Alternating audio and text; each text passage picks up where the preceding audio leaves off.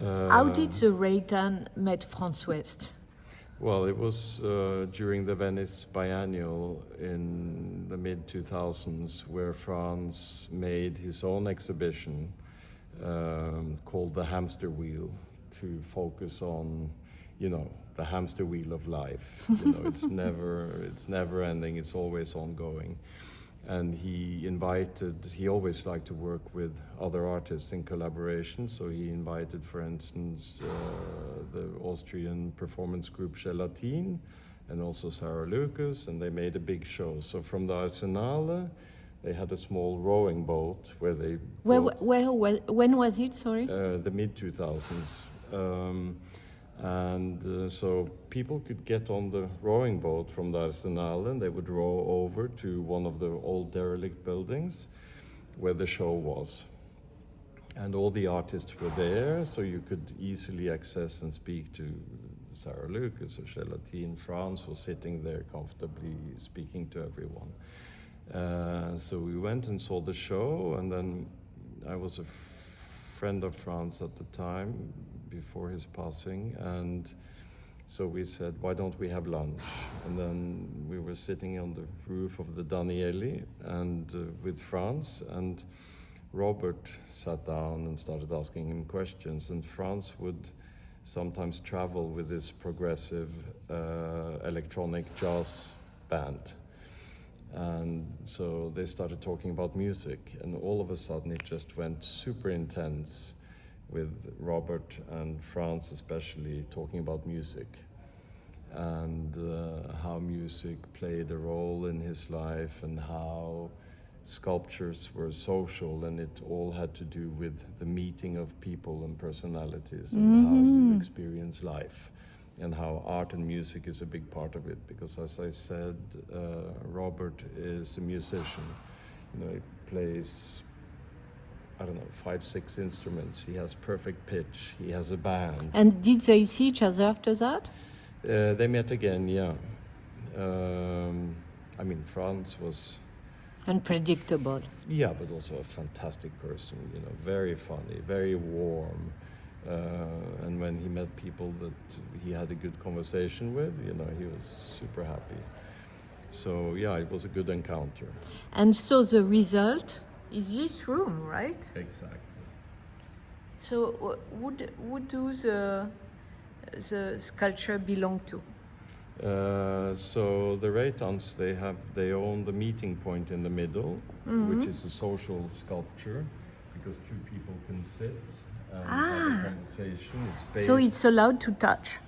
Well, these days, since Franz is no longer here, but it's his intention to have it to be a meeting point, and it's based on, in Austria, in Vienna, you have these benches that are together and you sit facing each other, and you maybe have a small pergola above, so it's a comfortable, quiet place. So this is sort of the background for this type of sculpture. And they had it in their private collection, but when they decided to do the museum, they donated it to the museum. And the rest of the sculptures are loans from private Norwegian collectors. And we have a Pareno here too. Exactly, because they thought it was appropriate to bring, since he has the marquee in the entry. Of course, they knew about his balloons, and Franz always liked the dialogues. The collaborative spirit. But in fact, Franz West was very friend with Urs Fischer. Yeah. They were. He had lots of close But it friends. could have worked very well to a dialogue with Urs. Absolutely, and Franz is still, when you look at younger artists, he's a hero. Even older established artists, like if you look at the work of Sarah Lucas, she honors Franz in her sculpture. She even made a fantastic portrait of him that she made with cigarettes. So sort of, friend and hero. So extremely influential. And you saw when the Pompidou and Tate Modern, when they did the retrospective, it's full of young people. Enjoying his... Yes, it was very important, I think, to understand him. These three sculptures were part of that exhibition, so they were installed outside the Tate Modern on the Herzog de Meuron side, and also when the Pompidou did it, they wanted to place these out with people.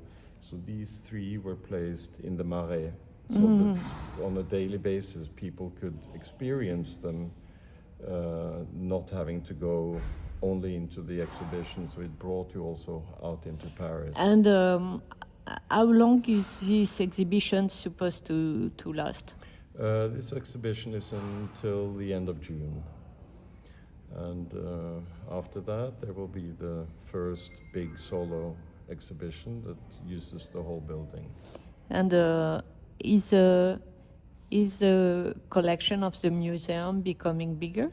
Yeah, they have decided to have a 30-year span on the museum and the collection, and then because that might be the end of the life expectancy. But they already have their oldest daughter on the board, so they are sort of nourishing the idea of bringing this forward. But the collection is growing every year. They have a budget every year, so every year... It's a fixed budget? Exactly.